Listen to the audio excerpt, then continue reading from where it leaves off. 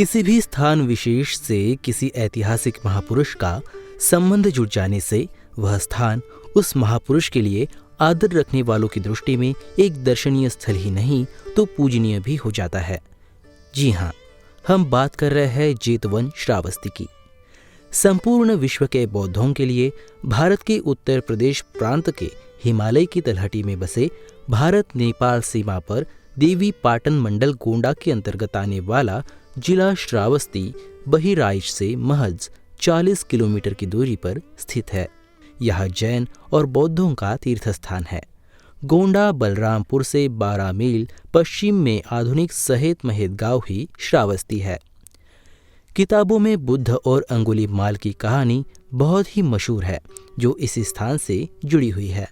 जंगलों के बीच गुफा में रहकर राहगीरों को लूटने के बाद उनकी उंगली काटकर माला पहनने वाले एक दुर्दांत डाकू अंगुलीमाल को राप्ती नदी के किनारे बसे इसी स्थान पर भगवान बुद्ध ने अपने ज्ञान के बल पर नास्तिक से आस्तिक बनाकर अपना अनुयायी बनाया था। यह वही इलाका है जहाँ पर गौतम बुद्ध ने अपने जीवन काल के सबसे ज्यादा बसंत बिताए थे।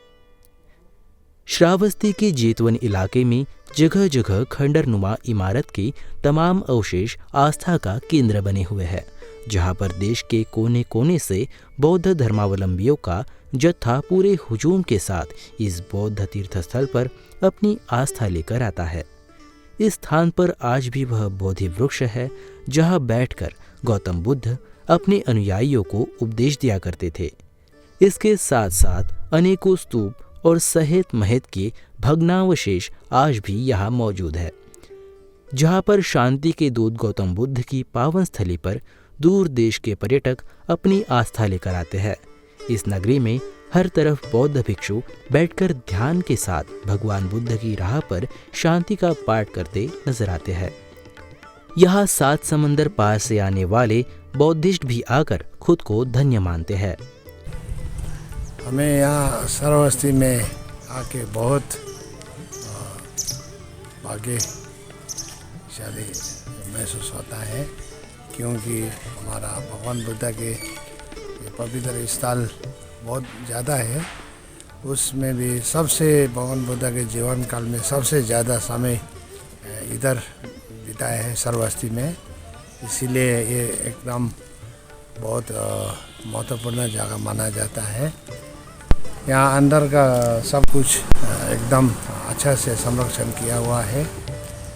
थोड़ा ये बाहर का जो है इसमें सर सफाई में थोड़ा ध्यान देना चाहिए, क्योंकि इतना पवित्र स्थल है, उसके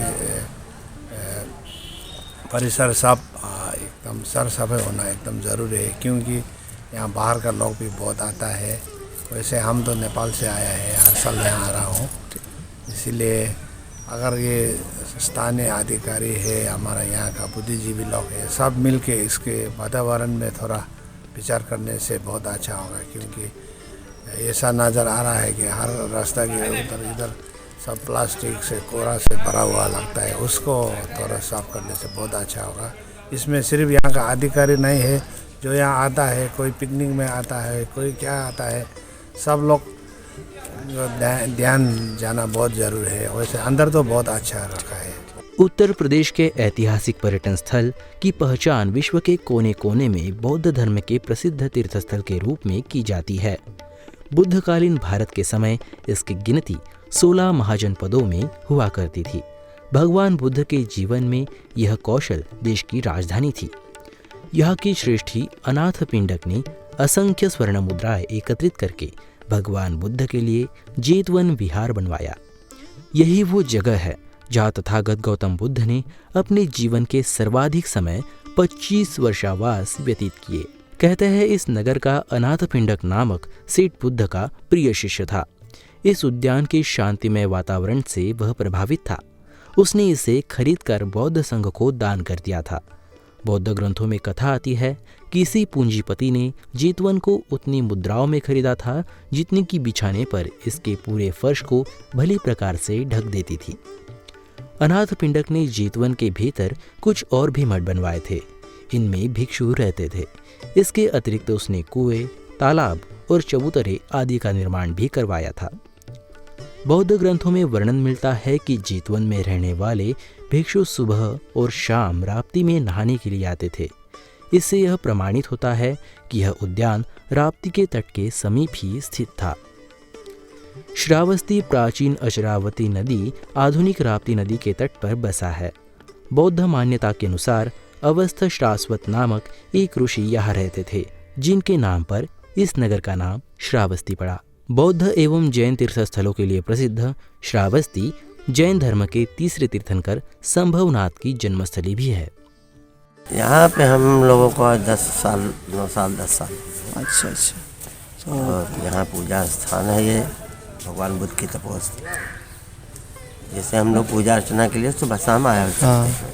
हमारा नाम है महानाथ और यहाँ हम शाम और सुबह पूजा पाठ करने आते हैं।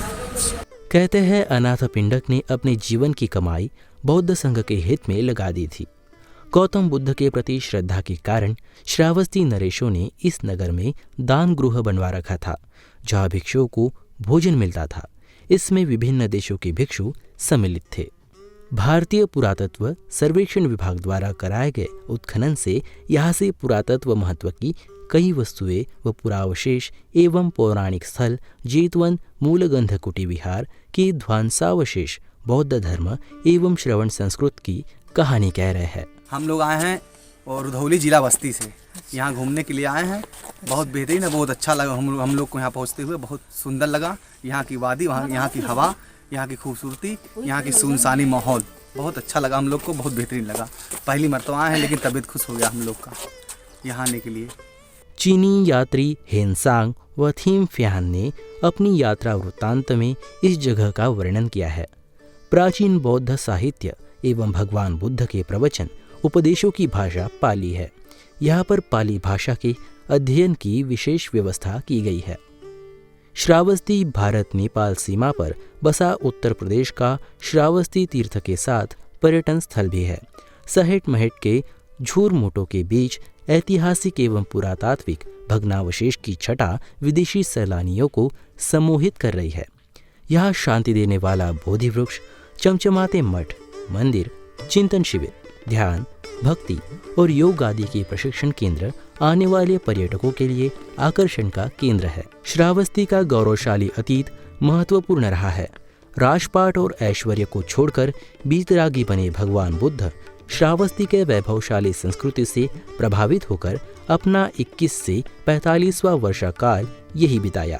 श्रावस्ती में ही 761 उपदेश दिए गए। विश्व कल्याण की चिंता से लैस होकर भगवान बुद्ध ने पूरी दुनिया को प्रेम, करुणा, अहिंसा, शांति और मानवता का संदेश दिया।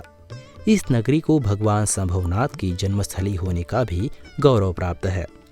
तीर्थ एवं पर्यटक स्थल होने के कारण बुद्ध की तपोस्थली की ओर देश विदेश के पर्यटकों का आकर्षण बढ़ रहा है। यह प्रतिवर्ष लगभग 1 लाख विदेशी पर्यटक आते हैं।